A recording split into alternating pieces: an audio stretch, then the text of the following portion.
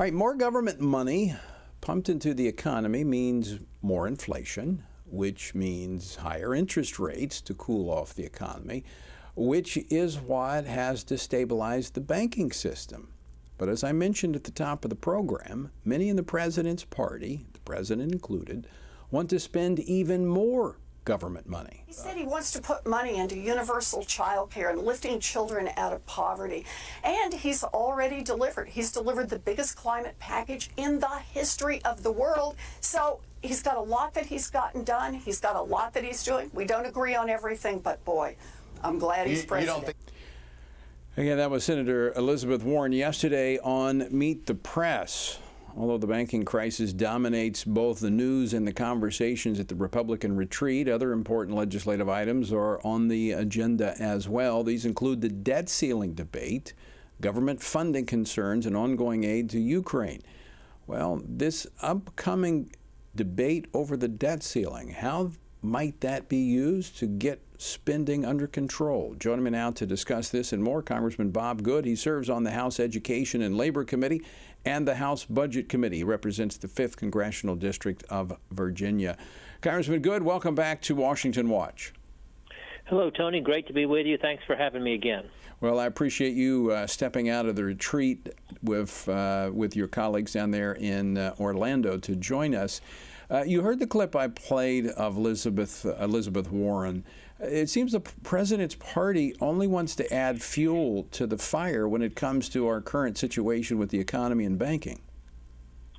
Yes, Tony, it's really incredible that at an unprecedented level of national debt we haven't seen since World War II, so unprecedented outside of the worst war in the history of the world, we have the president responding to $32 trillion in national debt with a record $6.9 trillion budget proposal, proposing to run a record $2 trillion deficit.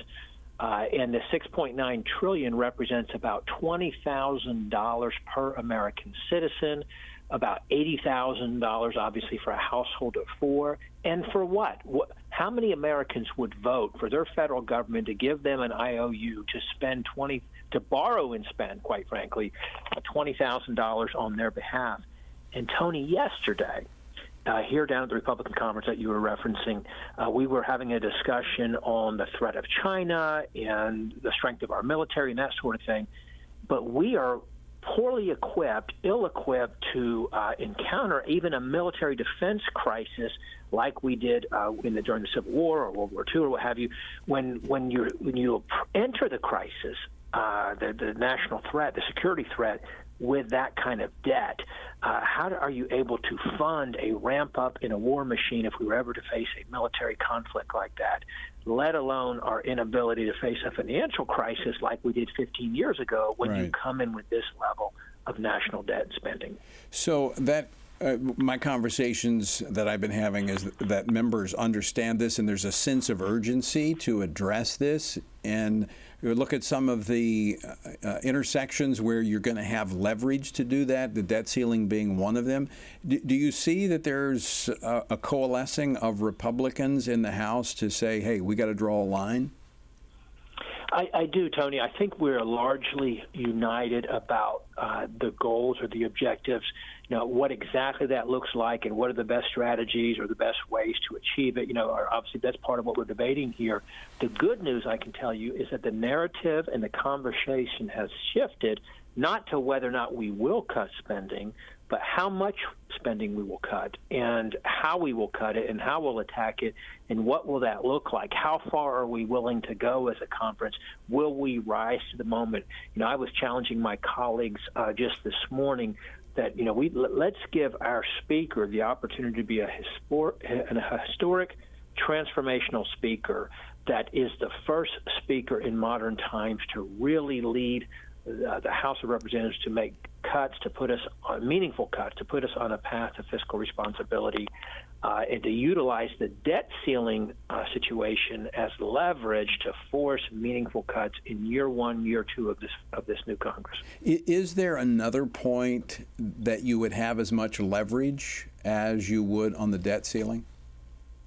I don't think so, and I think that in my view, would be that we would get two bites at the apple, if you will, that we will pass something out of the House with significant cuts in the range of, I would suggest, $1 trillion. There's Wow. $1 trillion in low-hanging fruit, if you will, just rescinding the student loan transfer scheme, Right.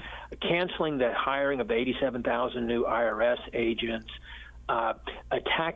rescinding about $100 billion of unallocated, unspent COVID funds, going back to pre-COVID spending Right. And on the non-defense. I think, Bob, that's an important point to make, is that what you're talking about is just returning the budget to where it was prior to COVID, when all of this additional debt spending was poured into the economy, which is obviously given us the problem we've had. But we're not talking about drastic cuts. We're just talking about returning to where we were. That's right. And at that spending level today, pre-COVID, we'd actually be realizing a surplus because of the extra revenue coming in from the Trump tax cuts. But think about that. Pre-COVID, that was the largest spending we'd ever seen in the history of our country. We already had a bloated government, a reckless amount of spending going on pre-COVID, and then we've just taken it to another level since COVID. So exactly on the non-defense discretionary spending, we want to take that back to pre-COVID. That would be meaningful cuts, historic cuts in modern times. Then what I think we need to do is at the end of the year, when we get back, when the budget funding, the government funding runs out from the omnibus spending bill at the end of last year, then we negotiate more cuts going into an election year. Boy, that's good. But just, I want to make clear again, because, when you come out and say that, the president and others are going to say you want to cut Social Security, you want to cut Medicare. That's not on the table here. Yeah, Republicans are united in saying we've got to get our fiscal house in order, and the reckless spending, and the spending on the climate, environmentalism, extremist stuff, and the DEI, equity, diversity, equity, inclusion spending, and the spending on things that are weakening our military, and the spending on the oppressive nature of our government that's actually harming its citizens. Again, IRS. We ought to rescind any spending for this new FBI headquarters. Why would we spend more money on the FBI to give a new headquarters building? Let's get our fiscal house in order. Then let's find, in the next Congress, let's find a bipartisan solution to preserve and protect Social Security and Medicare for future generations. Bob Good, always great to talk with you. Again, thanks for taking time to step out and talk with us today. Thank you, Tony. Great to be with you.